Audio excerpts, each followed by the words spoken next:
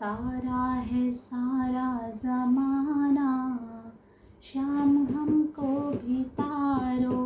तारा है सारा ज़माना, श्याम हमको भी तारो।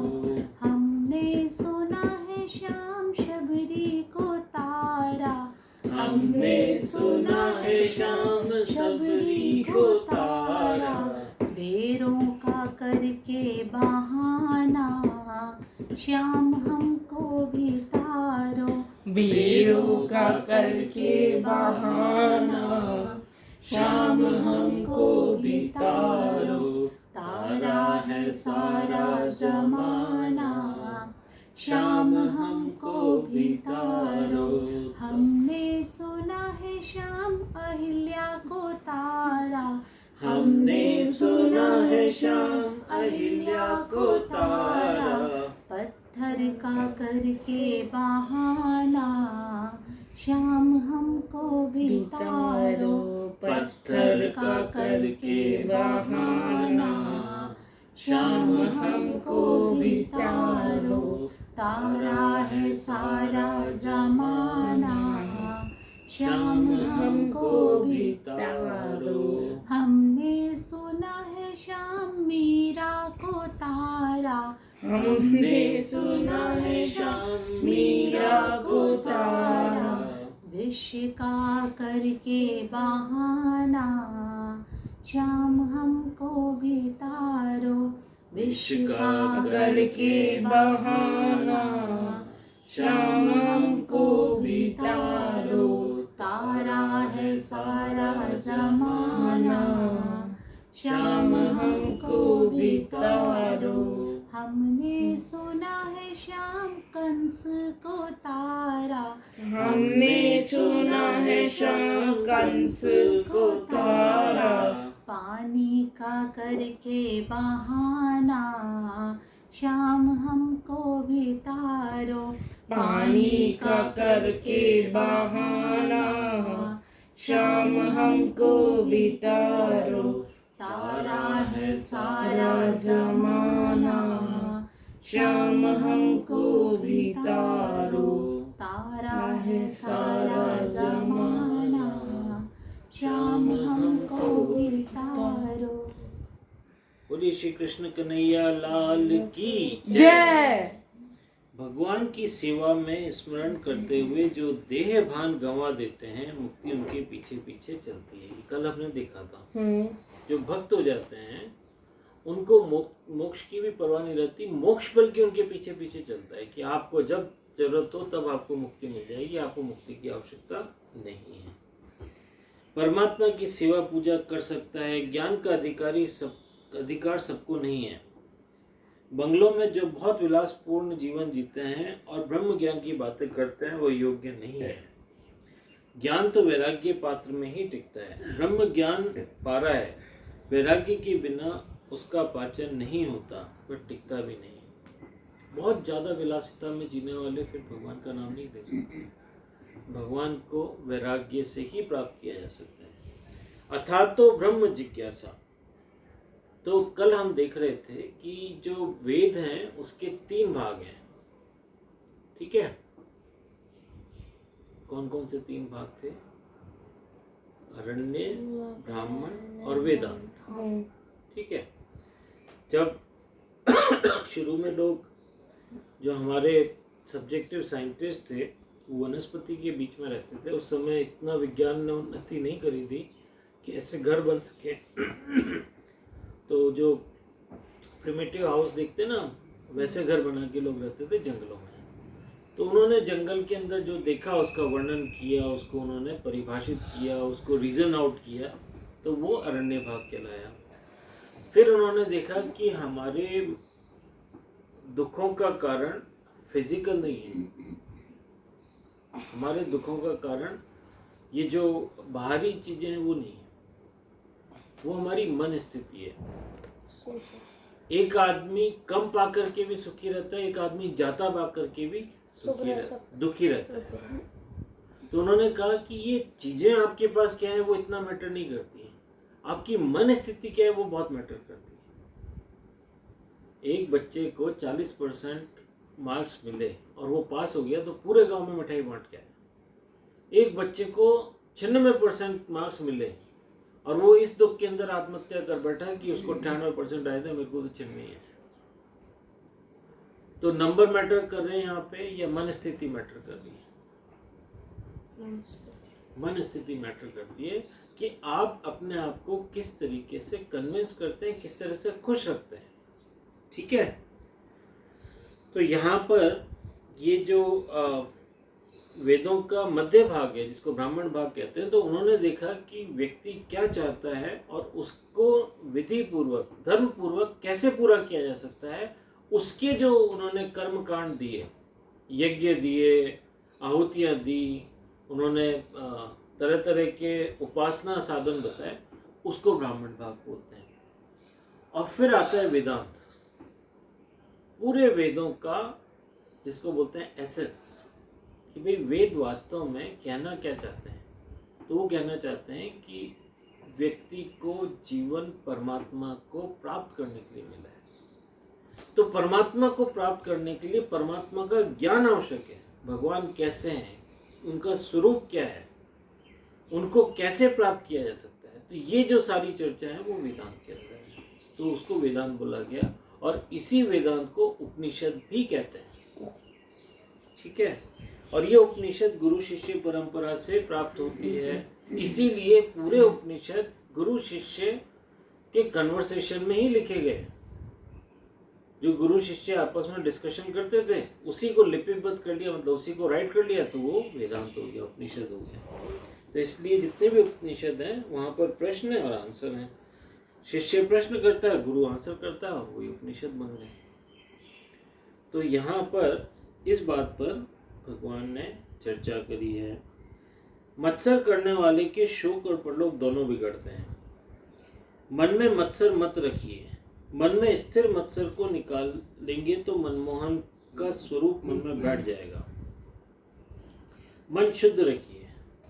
मत्सर माने जो कलह, जो लोग ईर्ष्या रखते हैं, जो द्वेष रखते हैं, ये मन में रखने से क्या होगा कि लोक और परलोक दोनों बिगड़ता है। किसी के प्रति बैरभाव नहीं हो, किसी के प्रति हमारा दुर्भाव नहीं हो, और किसी के प्रति हमारी जो है कामना, इच्छा, आसक्ति नहीं हो। तो जब ये सब निकल जाते हैं तो क्या होता है, मन स्थिर हो जाता है और मन मोहन का स्वरूप मन में बैठ जाता है। अच्छा, आप एक बात बताओ, अगर कोई बाल्टी में पानी हिल रहा हो तो उसमें कोई प्रतिबिंब आ सकता है क्या? स्थिर प्रतिबिंब बन सकता है क्या? सूर्य को हम बाल्टी में देख सकते हैं, अगर पानी स्थिर हो तो उसके प्रतिबिंब को देख सकते हैं। लेकिन अगर पानी में हलचल हो तो देख सकते हैं क्या? नहीं देख सकते। इसी प्रकार से अगर मन के अंदर कामना, ईर्ष्या, द्वेष, राग ये सब है और इसके कारण मन अस्थिर है, तो क्या हम इसमें परमात्मा को देख सकते हैं? नहीं। लेकिन जैसे ही मन शांत होगा, स्थिर होगा, तो उसमें परमात्मा की प्रतिबिंब स्पष्ट रूप से देखी जा सकती है। दो चीजें मैटर करती हैं, quality of water and the स्थिरता ऑफ वाटर। स्थिरता को क्या बोलेंगे? Fixation, stability of water. अगर पानी गंदा है तो आधार नजर नहीं आएगा, आप बॉटम नहीं देख सकते। अगर मन के अंदर विचार मैले हैं तो हम परमात्मा को नहीं देख सकते। ठीक है। और अगर मन स्थिर नहीं है, स्टेबिलिटी नहीं है, तो हम परमात्मा को नहीं देख सकते। तो मन में स्टेबिलिटी भी चाहिए और शुद्धता भी चाहिए। करेक्ट? करेक्ट। ओके। क्या भगवान को देखा जा सकता है? नहीं, नेकेड आई से नहीं देख सकते। मैं अभी नेकेड आईज वगैरह नहीं, मैं पूछ रहा हूँ क्या देखा पॉसिबिलिटी है? हाँ है पॉसिबिलिटी? हाँ, सभी जगह है। तो वो पॉसिबिलिटी आज हो सकती है? हाँ हाँ, निशान हो सकती है। हो सकती है, नहीं हो सकती? क्यों भगवान नहीं? को हम नहीं देख सकते। भगवान को देख ही नहीं सकते। भगवान को तो देख रही हो तो देख के ना देख ही नहीं सकते। हम जैसे हम तस्वीर में जो प्रेडिक्शन है कि भगवान के इतने हाथ होते हैं, ये इतने पैर हैं, भगवान का ये है, भगवान के इतने नेत्र होते हैं, वो प्रतिमा हम नहीं देख सकते हैं। हम ये कह सकते हैं कि आपने किसी व्यक्ति को देखा जो बहुत ईश्वर की आराधना करता है, उसमें ईश्वर है, तो हम उसको ईश्वर रूप में देख रहे हैं, वो बात अलग है। अदरवाइज जिस हिसाब से देखा गया है, सुना गया है कि ईश्वर ऐसा है, ईश्वर के जैसे दुर्गा माता है ना, कहते ना अष्टभुजा, उनकी 8 भुजाएं हैं। तो इस तरीके का कभी भी हमने वास्तविक स्वरूप तो मैंने कभी किसी को सुना नहीं देखते हुए। लोगों ने तो सिर्फ हमने माना है ऐसे कि ये दर्शन किए हैं। पिक्चर एक भगवान है, लेकिन असल में तो भगवान मर जाता है। लेकिन पिक्चर भी जो बनाई गई है वो किसी ना किसी चीज़ पर सोचकर बनाई गई होगी ना, कि शायद किसी ने देखा या दर्शन किए, वो तो कैसे मान लिया कि 8 भुजाएं होती हैं। वो तो बस ऐसे अच्छा मतलब चलो अभी तुम्हारे आर्ग्यूमेंट को अपन पकड़ते हैं कि भगवान को जिस स्वरूप को हम पिक्चर में देखते हैं उसको नहीं देखा जा सकता। हम नहीं देख सकते या किसी ने नहीं देखा?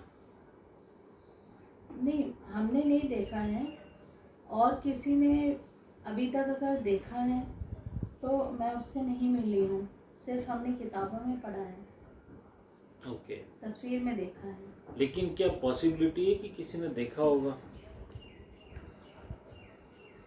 आज नहीं, हजारों साल पहले, लाखों साल पहले हाँ, हो सकता है। पॉसिबिलिटी तो है किसी ने देखा होगा। अब यहाँ पे हम दूसरा आर्ग्यूमेंट शुरू करते हैं। क्या हम मानते हैं भगवान सर्वशक्तिमान है? बताओ, मानते हैं भगवान सर्वशक्तिमान? फिर भगवान के बारे में एक चीज और कही जाती है कि भगवान सर्वव्यापी है। क्या हम मानते हैं भगवान सर्वव्यापी है? सर्वव्यापी है, सर्वशक्तिमान है। क्या भगवान सार्वभौमिक है? मतलब समझ में नहीं आया। सार्वभौमिक का मतलब होता है कि उसकी सत्ता हमेशा बनी रहती है। फिर से समझ में नहीं आया। Power of existence. जैसे कलयुग में भी था, सतयुग में भी है और द्वापर युग में भी है। वो सीधा बोलो ना, क्या भगवान सच है? हाँ, ठीक है। क्या भगवान अनंत है? हाँ, है नहीं तो हाँ, भगवान अनंत भी है। क्या ये भगवान जी इन्फिनिट पॉसिबल है? हाँ। कैसे? नहीं नहीं, इन्फिनिट पॉसिबल है। कैसे? जब भगवान, इन्फिनिट का मतलब क्या होता है? इन्फिनिट का मतलब जिसका कोई एंड नहीं हो। तो भगवान का कोई एंड नहीं है। क्या ये पॉसिबल है? हाँ बिल्कुल। जब भगवान ही हर जगह है तो उसका एंड कहाँ है?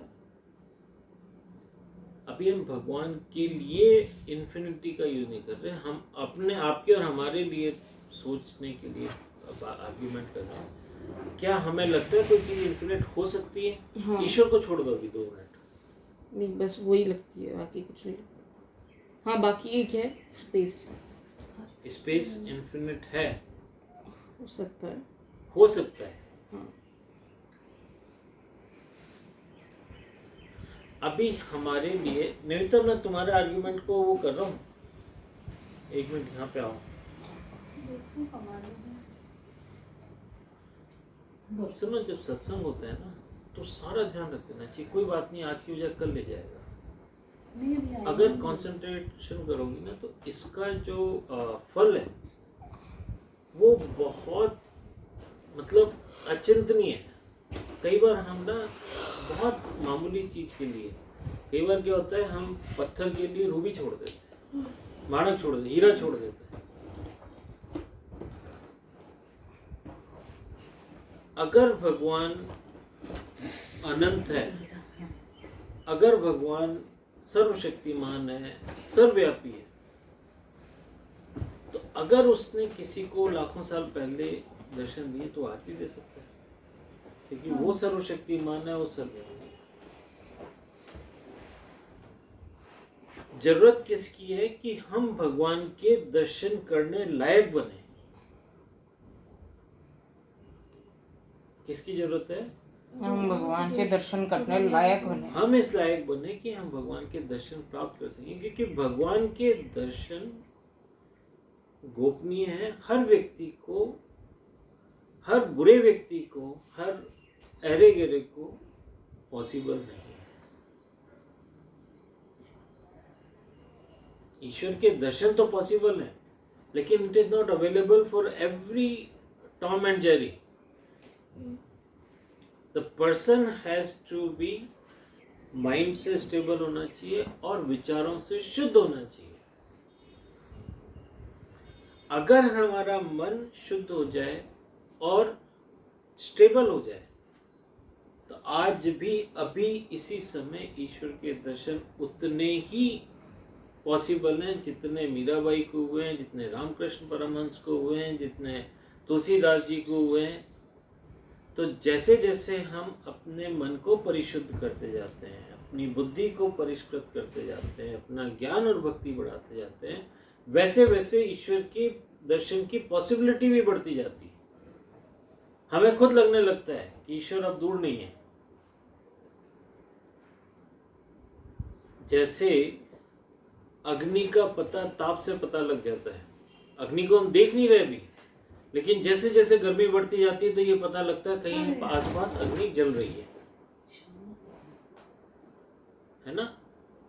क्योंकि उसकी ताप, खुशबू से पता लग जाता है यहाँ आसपास फूल है, क्योंकि खुशबू आ रही है। अभी फूल देखा नहीं है, लेकिन खुशबू आने लगती है।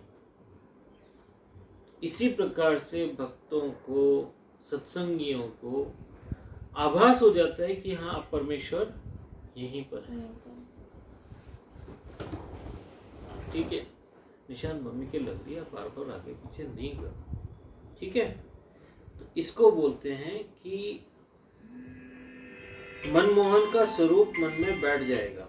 मन शुद्ध रखिए, निर्मत्सर रखिए। किसी जीव के प्रति दुर्भाव रखेंगे तो ईश्वर के प्रति दुर्भाव रखने जैसा होगा। जैसी भावना आप दूसरों के लिए रखेंगे, वैसे ही भावना दूसरे आपके लिए रखेंगे। दूसरे के साथ वैर रखने वाला अपने से भी वैर रखता है, क्योंकि सबके हृदय में ईश्वर बसते हैं।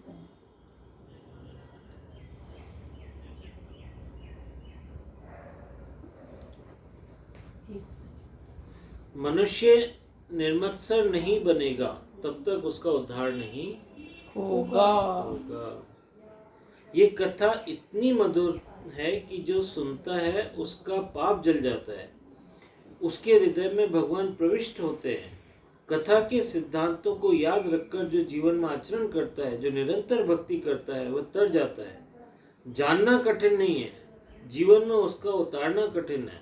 कथा करने वाले बहुत हैं, कथा करवाने वाले और कथा सुनने वाले भी बहुत हैं, पर कथा के एक एक सिद्धांत को जीवन उतारने वाले और निरंतर भक्ति करने वाले बहुत कम हैं। आपको कथा बोलने वाले भी बहुत मिल जाएंगे, कथा सुनने वाले भी बहुत मिल जाएंगे, लेकिन कथाओं के अंदर जो सिद्धांत बने हुए हैं, कैसे सिद्धांत बने हुए हैं? सब में ईश्वर भाव रखो। अब इसको जीवन में उतारने वाले लोग बहुत कम हैं कि सब में ईश्वर भाव रख पाए। किसी से ईर्ष्या मत करो, लेकिन हमें ईर्ष्या हो जाती है।